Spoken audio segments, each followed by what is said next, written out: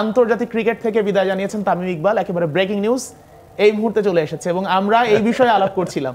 আমরা ঠিক এই কথাই বলছিলাম এবং আমরা শুরু থেকে এই কথাই বলছিলাম খেলবেন না, যে শুরু থেকে আমরা এই কথাই বলছিলাম যে তাদের ডিসিশন নিতে হবে খেলবে কি খেলবে না। তো তামিম যে ডিসিশনটা নিয়ে ফেলছে এই বিষয়টাকে আসলে কতটুকু অ্যাপ্রিশিয়েট করবেন? আমি মনে করি তামিম সঠিক সিদ্ধান্ত নিয়েছে এবং এই সিদ্ধান্তটা তার অনেক আগেই নেওয়া উচিত ছিল।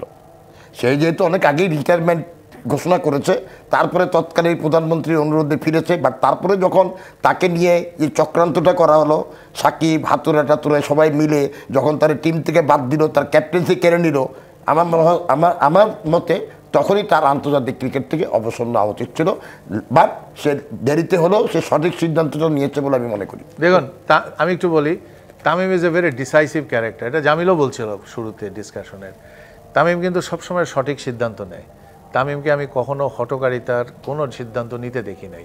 অনেকেই কিন্তু বলেছেন প্রথম দিকে যখন দ্বন্দ্বটা এক্সপোজড হলো যে উনি ক্যাপ্টেন্সি কেন ছেড়ে দিলেন, থাকতেই পারতেন, উনি কেন গেল না, অনেক কিছু। But Tamim was very decisive and Tamim that's why he took right decision.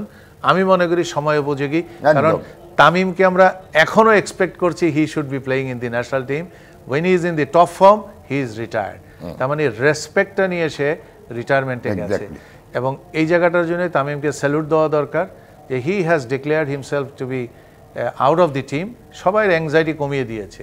Only now we will, আমাদের আফসোস থাকবে যে তামিমকে আমরা আর দেখছি না ইন্টারন্যাশনাল ক্রিকেটে, এটা সবাই থাকবে। আমি আপনাকে বলে দিতে পারি, অনেকেই কিন্তু এই চ্যালেঞ্জটা নিতে সাহস পান না এবং সময় মতন এই চ্যালেঞ্জটা নেন না, এবং নিলে কিন্তু অনেকেই কিন্তু সাধুবাদ। আপনাকে ইংল্যান্ড টিমের captain Alastair Cook, I guess, আমার ভুল যদি না হয়ে থাকে, উনি যেই খেলায় রিটায়ার করলেন, ব্যাক টু ব্যাক সেঞ্চুরি করেছেন উনি।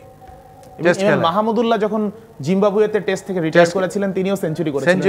তার মানে হচ্ছে আপনি টপ ফর্মে থাকতেই আপডেট। সময় শেষ হয়ে গেছে এবং একেবারে শুরু থেকে আমরা যে বিষয়ে আলোচনা করেছি, তামিম ইকবাল, সাকিব এবং চ্যাম্পিয়ন্স ট্রফি, সেখানে তামিম সময় চেয়েছিলেন এবং শেষ পর্যন্ত এসে কিন্তু তামিম ইকবাল জানিয়ে দিয়েছেন তিনি আর আন্তর্জাতিক ক্রিকেটে খেলবেন না।